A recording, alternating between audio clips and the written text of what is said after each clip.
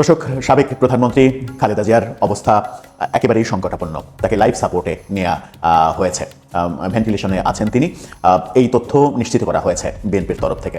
দর্শক, গুরুত্বপূর্ণ একটি খবর, সেটি হচ্ছে খালেদা জিয়ার অসুস্থতার খবরে উদ্বেগ প্রকাশ করেছেন নরেন্দ্র মোদী এবং সব ধরনের সহায়তার আশ্বাস ভারতের। বেঁচে থাকাটাই একটা আশ্চর্যের ব্যাপার, অস্বাভাবিক ব্যাপার। মৃত্যুটাই হচ্ছে স্বাভাবিক। এই যে আমরা বেঁচে আছি না, এটা অস্বাভাবিক। মৃত্যুর স্বাদ তো সবাইকেই নিতে হবে। বিএনপি চেয়ারপারসন বেগম খালেদা জিয়ার শারীরিক অবস্থা নিয়ে নানান ধরনের বিভ্রান্তি সৃষ্টি হয়েছে। তিনি আইসিইউতে আছেন নাকি সিসিইউতে আছেন, তাকে লাইফ সাপোর্টে রাখা হয়েছে নাকি ভেন্টিলেশন দেওয়া শুরু হয়েছে, তার অবস্থা স্থিতিশীল নাকি আগের চেয়ে খারাপ অথবা ভালো। দর্শক, সাবেক প্রধানমন্ত্রী খালেদা জিয়ার অবস্থা একেবারেই সংকটাপন্ন। তাকে লাইফ সাপোর্টে নেওয়া হয়েছে, ভেন্টিলেশনে আছেন তিনি। এই তথ্য নিশ্চিত করা হয়েছে বিএনপির তরফ থেকে।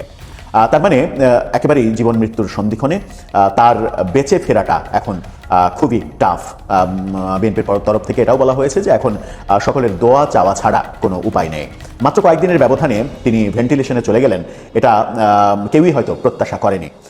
খালেদা জিয়ার এই অসুস্থতার, চরম অসুস্থতার ক্ষণে যখন তিনি এরকম অবস্থা যে তাকে বাঁচানো প্রায় অসম্ভব, সেরকম একটা সময়ে সব থেকে আলোচনার বিষয় হয়ে দাঁড়িয়েছে তারেক রহমান ফিরতে পারছেন কি ফিরতে পারছেন না। এটা যেমন আলোচনায় আসছে বারবার, তেমনি তারেক রহমান এখন পর্যন্ত বাংলাদেশের কোনো অঞ্চলের ভোটার হননি এবং ভোটার হওয়ার তারিখ শেষ হয়ে গেছে। সেই তারিখ শেষ হয়ে যাওয়ার পরে তারেক রহমান আর ভোটার হতে পারবেন কিনা, ইংল্যান্ডে থাকা অবস্থাতেও তারেক রহমান প্রবাসী ভোটার হিসেবে নিবন্ধন করার সুযোগ ছিল, সেটাও করেননি। বাস্তবতা কোন দিকে যাচ্ছে সেটা একটু বুঝে ওঠার চেষ্টা করবে এই ভিডিওতে। থাকবেন পলিটিক্স টিভির নিয়মিত আয়োজনে।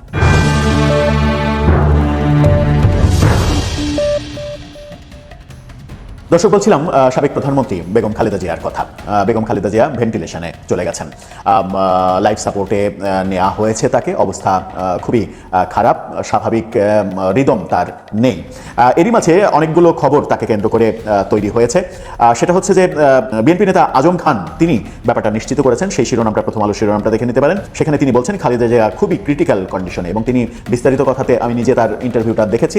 তিনি বলেছেন যে তাকে এর চাইতে বেশি বলার কিছু নেই, তাকে ভেন্টিলেশনে নেওয়া হয়েছে, এখন দোয়া করা ছাড়া কোনো উপায় নেই। বিমর্ষ অবস্থায় তিনি এই কথা বলেছেন। এই কথা তিনি যখন বলছেন তখন ডেইলি স্টার নিশ্চিত করছে, ডেইলি স্টারের শিরোনামটা দেখে নিন। তারা নিশ্চিত করছে খালেদা জিয়ার চিকিৎসায় বিদেশি মেডিকেল টিম এভার কেয়ারে পৌঁছেছে। অর্থাৎ চীনা 5 সদস্যের ডাক্তারের টিম, মেডিকেল টিম এভার কেয়ারে পৌঁছেছে। এর আগে আমেরিকা এবং ইংল্যান্ডের ডাক্তাররা এভার কেয়ারের ডাক্তারের সঙ্গে সঙ্গ দিচ্ছিলেন, তারা চিকিৎসা কাজ চালাচ্ছিলেন। এবার চীনা চিকিৎসা দল, 5 সদস্যের দল, তারা ঢাকায় পৌঁছেছে। যখন তারা ঢাকায় পৌঁছালেন ততক্ষণে খালেদা জিয়াকে ভেন্টিলেশনে নিতে বাধ্য হয়েছেন ডাক্তাররা। এই তথ্য যখন বলা হচ্ছে তখন আলোচনা হচ্ছে তারেক রহমানকে কেন্দ্র করে। তারেক রহমান কেন ফিরছেন না? বিবিসি বাংলা নিশ্চিত করেছিল যে তারেক রহমানের ফেরার পথে মূলত উইকিলিক্সের ফাঁস হওয়া যে নথি, সেই নথি অনেকটা ভূমিকা পালন করছে। 2008 সালের যে নথি, সেই নথিতে মার্কিন দূতাবাস থেকে, মার্কিন দপ্তরে যে রিপোর্ট পাঠানো হয়েছিল, সেখানে তারেক রহমান সম্পর্কে নেগেটিভ রিপোর্ট পাঠানো হয়েছিল। এবং সেই নেগেটিভ রিপোর্টের কারণেই আমরা সম্প্রতি দেখেছি যে ডোনাল্ড ট্রাম্পের এক ভোজ সভায় তারেক রহমান কিন্তু দাওয়াত পাওয়া সত্ত্বেও যোগদান করতে পারেননি, তার মেয়ে জাইমা রহমানকে পাঠানো হয়েছিল। ওদিকে ভারত এবং আমেরিকার যে সম্পর্ক, সেই সম্পর্কে আবার ফাটল ধরা সম্পর্কে আবার জোড়া লেগেছে। তাদের মধ্যে প্রতিরক্ষা চুক্তি হয়েছে এবং ভারত যুক্তরাষ্ট্র এই দুই দেশের অনেক কিছুর ওপরেই নির্ভর করছে বাংলাদেশের রাজনীতি। সেই ক্ষেত্রে বিএনপি ভারতের সঙ্গে এবং আমেরিকার সঙ্গে যদি ভালো সম্পর্ক তৈরি করতে না পারে, তাহলে তারেক রহমানের দেশে ফেরা এখন পর্যন্ত নিরাপদ নয়, সেই ব্যাপারটাও ভাবা হচ্ছে। আবার অনেকে বলছেন, বিবিসির সঙ্গে সাক্ষাৎকারে রাজনৈতিক বিশ্লেষক মহিউদ্দিন আহমেদ তিনি বলেছিলেন যে 2008-এ যখন তারেক রহমান চলে যান, ইংল্যান্ডে চলে যান, তখন তিনি একটা অলিখিত মুসলেকার ব্যাপার ঘটেছিল এবং খালেদা জিয়াও রাজি হয়েছিলেন যে তারেক আর রাজনীতির সঙ্গে জড়িত হবে না, সে দেশের বাইরে চলে যাবে, এরকম একটা ব্যাপার আলোচনা হয়, কানাঘুষা হয়। সেই ব্যাপারটা যদি সত্য হয়, সেটাও একটা বড় ব্যাপার যে আইনশৃঙ্খলা বাহিনীর সঙ্গে এই ব্যাপারটা ঘটেছিল, তারাও এক্স ফ্যাক্টর হিসেবে কাজ করছে কিনা এই ব্যাপারে। কিন্তু বাংলাদেশের আইন উপদেষ্টা আসিফ নজরুল তিনি আজকে বলেছেন, প্রথম আলো শিরোনামটা দেখলেই বুঝতে পারবেন, তিনি বলেছেন তারেক রহমানের দেশে আসায় আইনগত বাধা আছে বলে জানা নেই। অর্থাৎ তিনি বলছেন বলছেন এখানে আইনগত কোনো বাধা নেই, থাকলেও তিনি জানেন না। এবং তিনি এটাও বলেছেন তারেক রহমানের দেশে ফেরার ব্যাপারে যে কোনো আইনি সহায়তা দিতে সরকার প্রস্তুত, তারা যেভাবে চাইবে সেভাবেই সহায়তা দেওয়া হবে। কিন্তু অনেকেই মনে করছেন তারেক রহমানের দেশে ফেরাটা আদত দেশের আইনের উপরে কিংবা দেশের আইন মন্ত্রণালয়ের উপরে নির্ভর করছে না, এটা অনেকটাই বাইরের কোনো শক্তির উপরে নির্ভর করছে। এই ব্যাপারটা যখন দেখছি তখন আরেকটা শঙ্কা যে তারেক রহমান এখন পর্যন্ত ভোটার হননি। সেই ক্ষেত্রে ইসি সচিব আজকে বলেছেন, সেই শিরোনামটা দেখে নিন, সেখানে বলা হয়েছে যে তারেক রহমান এখনো ভোটার হননি, তবে সুযোগ আছে। ইসি সচিব সুযোগ কিভাবে আছে? 31শে অক্টোবর ভোটার হওয়ার তারিখ কিন্তু শেষ হয়ে গেছে, তারপরে বাংলাদেশের থেকে আর ভোটার হওয়ার কারো সুযোগ নেই। কিন্তু ইসি সচিব বলেছেন যে বিশেষ বিবেচনায় ভোটার হওয়ার সুযোগ সবসময়ই থাকে, ভোটের আগ পর্যন্ত থাকে। যদি ইসি মনে করে, অর্থাৎ ইলেকশন কমিশনের 5 জনই যদি মনে করেন যে তাকে ভোটার করা যায় বিশেষ বিবেচনায়, তাহলে সেই সুযোগটা হতে পারে। তারেক রহমান সেই সুযোগটা নিতে পারেন। তারেক রহমানের বেলায় সেই ব্যাপারটা ইসি সদস্যরা বিবেচনা করতে পারেন, সুতরাং তার ভোটার হওয়ার সুযোগ রয়েছে। আরেকটা সুযোগ রয়েছে, আদালতের রেফারেন্স নিয়ে যে কোনো সময় যে কেউ ভোটার হতে পারেন, ওই সুযোগটা রয়েছে। সুতরাং তারেক রহমান ভোটার না, এই ব্যাপারটা খুব একটা মানে জটিলতা সৃষ্টি করবে না। যে কোনো সময় তিনি দেশে আসলে ভোটের আগে তিনি ভোটার হয়ে যেতে পারবেন এবং ভোটে তফসিলের পরপর তিনি যদি আসেন তাহলে তার নির্বাচন করার ক্ষেত্রেও কোনো প্রতিবন্ধকতা তৈরি হবে না। দেশে থেকে আইন মন্ত্রণালয়, নির্বাচন কমিশন নানা রকমের পজিটিভ সিগন্যাল দিচ্ছে বটে, কিন্তু তারেক রহমানের ফেরাটা যখন আজকে এই খবর এসেছে বেগম খালেদা জিয়া ভেন্টিলেশনে লাইফ সাপোর্টে চলে গেছেন, ঠিক এই মুহূর্তে তারেক রহমান যদি আজকেই কিংবা কালকেই ইংল্যান্ড থেকে উড়াল না দেন, তাহলে হয়তো একেবারে মানে শেষ বিদায়ের আগে মায়ের সঙ্গে সাক্ষাতের ব্যাপারটা তার নাও হতে পারে। একটা হৃদয় বিদারক ব্যাপার আসলে, মানে এটা একজন সন্তানের জন্য খুবই কষ্টের ব্যাপার যে মায়ের শেষ সময়ে তিনি মায়ের পাশে থাকতে পারবেন কি পারবেন না, সেটা নিয়ে জটিলতা সৃষ্টি হয়েছে। দর্শক, আপনার কি মনে হয় শেষ পর্যন্ত তারেক রহমান কি মায়ের শেষ সময়ে ফিরবেন, নাকি এখনো অপেক্ষায় থাকবেন যে বেগম খালেদা জিয়ার শারীরিক অবস্থা এমন পর্যায়ে যাবে যে এয়ার অ্যাম্বুলেন্সে করে তাকে ইংল্যান্ডে নেওয়া যাবে এবং ইংল্যান্ডে শেষ সময়টা অন্তত মায়ের পাশে তিনি থাকতে পারবেন? অবস্থা খুবই জটিল, অবস্থা খুবই সংকটাপন্ন, চতুর্দিক থেকে অবস্থা সংকটাপন্ন। খালেদা জিয়ার অবস্থা যেমন একেবারেই জীবন মৃত্যুর সন্ধিক্ষণে, বিএনপি নেতারা বলছেন যে দোয়া করা ছাড়া উপায় নেই। কখন একটা মানুষ সম্পর্কে বলে দোয়া করা ছাড়া উপায় নেই? যখন ডাক্তাররা আর কোনো কুল কিনারা খুঁজে পান না। লাইফ সাপোর্টে যাওয়া রোগীর ফিরে আসাটা অনেক সময় টাফ হয়ে যায়।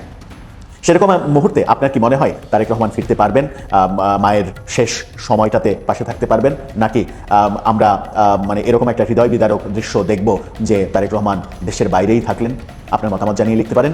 দর্শক, গুরুত্বপূর্ণ একটি খবর, সেটি হচ্ছে খালেদা জিয়ার অসুস্থতার খবরে উদ্বেগ প্রকাশ করেছেন নরেন্দ্র মোদী এবং সব ধরনের সহায়তার আশ্বাস ভারতের।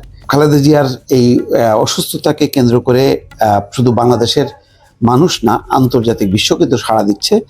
ইতিমধ্যে আপনারা জেনেছেন যে চীনের 5 জন ডাক্তার এভারকেয়ার হসপিটালে ইতিমধ্যে তাদের চিকিৎসা কার্যক্রম শুরু করেছে এবং আরও 5 জন আসতে যাচ্ছে বলে বিভিন্ন সূত্র বলছে। এদিকে পাকিস্তানের প্রধানমন্ত্রী শাহবাজ শরীফ গভীরভাবে উদ্বেগ প্রকাশ করেছেন, উৎকণ্ঠা প্রকাশ করেছেন এবং সুস্থতা কামনা করেছেন। ভাবা হচ্ছিল যে ভারতের অবস্থানটা কি হবে। শেষ পর্যন্ত ভারত তার অবস্থানটা পরিষ্কার করেছে এবং খুব বেশি পরিষ্কার করেছে, যার কারণে দেখা যাচ্ছে যে তিনি শুধু উদ্বেগ প্রকাশ করেই ক্ষান্ত হননি, তিনি সব ধরনের সহায়তার আশ্বাস দিয়েছেন, অর্থাৎ চিকিৎসার বিষয়টি ইঙ্গিত দিয়েছে। এখানে জানেন বাংলাদেশকে নিয়ে একটা আঞ্চলিক প্রতিযোগিতা আছে, তো সেইটা যে কোনো ইস্যুতেই হতে পারে। বেগম খালেদা জিয়ার ইস্যুটা এখন যেহেতু এই মুহূর্তে বাংলাদেশের জন্য একটা প্রধান ইস্যু, সুতরাং এটাকে কেন্দ্র করে এখন যারা আঞ্চলিক শক্তিগুলো তারা তাদের মতন করে একটা কূটনৈতিক অবস্থান দেখাচ্ছে। নরেন্দ্র মোদী যেটা দেখালেন সেটা বলা যায় যে চীনের একটা পাল্টা। চীনের যেহেতু চিকিৎসক টিম ইতিমধ্যে ঢাকায় পৌঁছে কাজ শুরু করেছেন, সে কারণে নরেন্দ্র মোদীর ডিজায়ারটা তারা প্রকাশ করলো, নরেন্দ্র মোদী নিজে, যে ভারত চিকিৎসার বিষয়ে সব ধরনের সহযোগিতা করতে প্রস্তুত আছে। সোমবার সামাজিক যোগাযোগ মাধ্যম এক্সে পোস্ট করা এক বার্তায় তিনি বলছেন, বেগম খালেদা জিয়ার স্বাস্থ্যের খবরে গভীরভাবে উদ্বিগ্ন, তার দ্রুত আরোগ্যের জন্য আমাদের আন্তরিক প্রার্থনা এবং শুভকামনা। পাশাপাশি ভারত সব ধরনের সহায়তা প্রদানে প্রস্তুত জানিয়ে মোদী লিখেছেন, আমাদের পক্ষ থেকে সম্ভাব্য সকল সহায়তা প্রদানের জন্য প্রস্তুত, যেভাবেই হোক। খালেদা জিকে আজকে ইতিমধ্যে অতি গুরুত্বপূর্ণ ব্যক্তি হিসেবে ঘোষণা করা হয়েছে এবং সাবেক প্রধানমন্ত্রীর জন্য এসএসএফ নিয়োগ দেওয়া হবে বলে সরকার জানিয়েছে। দর্শক বুঝতেই পারছেন, এই এসএসএফ সুবিধা বেগম খালেদা জিয়া তো এভার কেয়ার হসপিটালে আছে, তার পরিবারের সদস্য, এমনকি তারেক রহমান আসলেও সেই সুবিধাটা পাবে এবং এটা নিয়ে বাংলাদেশের রাজনৈতিক অঙ্গনে কোনো বিতর্ক নেই। করে বেগম খালেদা জিয়ার অসুস্থতার পর একটা জাতীয় ঐক্য স্থাপিত হয়েছে। সব মহল থেকে সবাই সমবেদনা জানিয়েছেন এবং মসজিদে মসজিদে দোয়া প্রার্থনা সব রকম আনুষ্ঠানিকতা হয়েছে এবং অনেক দলের নেতারা পর্যন্ত ছুটে গেছেন। আঞ্চলিকভাবে চীনের দূতাবাস সার্বক্ষণিকভাবে খোঁজখবর রেখেছেন এবং পাকিস্তানের দূতাবাসও তৎপর। ভারতের অবস্থান যেহেতু কূটনীতিকভাবে কিছুটা পিছনে ছিল, কিছুটা না যথেষ্ট পিছনে ছিল, তো ভারতের ভূমিকার দিকে সবার নজর ছিল। আজকে ভারত কিন্তু সেটি পরিষ্কার করার মধ্য দিয়ে ভারত একটা বার্তা দিল যে ভারত বাংলাদেশকে ছেড়ে যায়নি, ভারত বাংলাদেশের পাশে আছে। নিশ্চয়ই তার এই অবস্থানটা নিয়ে, এই বার্তাটা নিয়ে রাজনৈতিক অঙ্গনেও নানা ধরনের চুলচেরা বিশ্লেষণ হবে।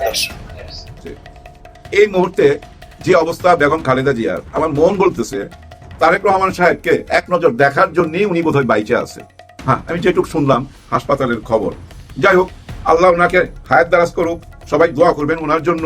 এবং আমি মনে করি সরকারের উচিত, হ্যাঁ, মুখ খোলা উচিত সরকারের না এই মুহূর্তে বলা উচিত, আমার সেন্সে আর কি, যদি সরকার বলতো যে আপনি তাড়াতাড়ি চলে আসেন, আপনার মার অবস্থা ভালো না, আপনার নিরাপত্তার দায়িত্ব সরকার দিবে, এটা তো বলতেই পারে, তাই না? কেন বলতেছে না আমি জানি না। হ্যাঁ, সরকার যদি একটা নিরাপত্তা দিত, উনি যদি আসতো, অনেক সমস্যার সমাধান হইতো ভাই। দেখেন এই মুহূর্তে বিএনপি অনেক বড় সংকটে পড়ছে, মহা সংকটে চারিদিক থেকে।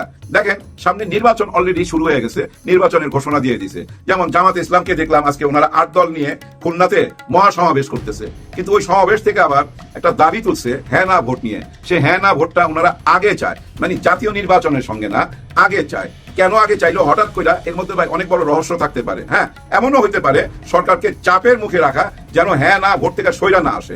আর যদি ওনারা হ্যাঁ না ভোটটা জাতীয় নির্বাচনের আগে চায়, তাহলে ভাই জাতীয় নির্বাচনটা আমার মনে হয় পিছাইতে হবে। জানি না কি হবে। যাই হোক, সংকটে পড়ছে নির্বাচনও, সংকটে পড়ছে হ্যাঁ না ভোটও, সংকটে পড়ছে বিএনপি। কারণ কি জানেন? এই মুহূর্তে বেগম খালেদা জিয়ার যে অবস্থা, এই অবস্থায় নির্বাচনী প্রচারণা যে নামবে, এই মন মানসিকতা তো লাগে, তাই না?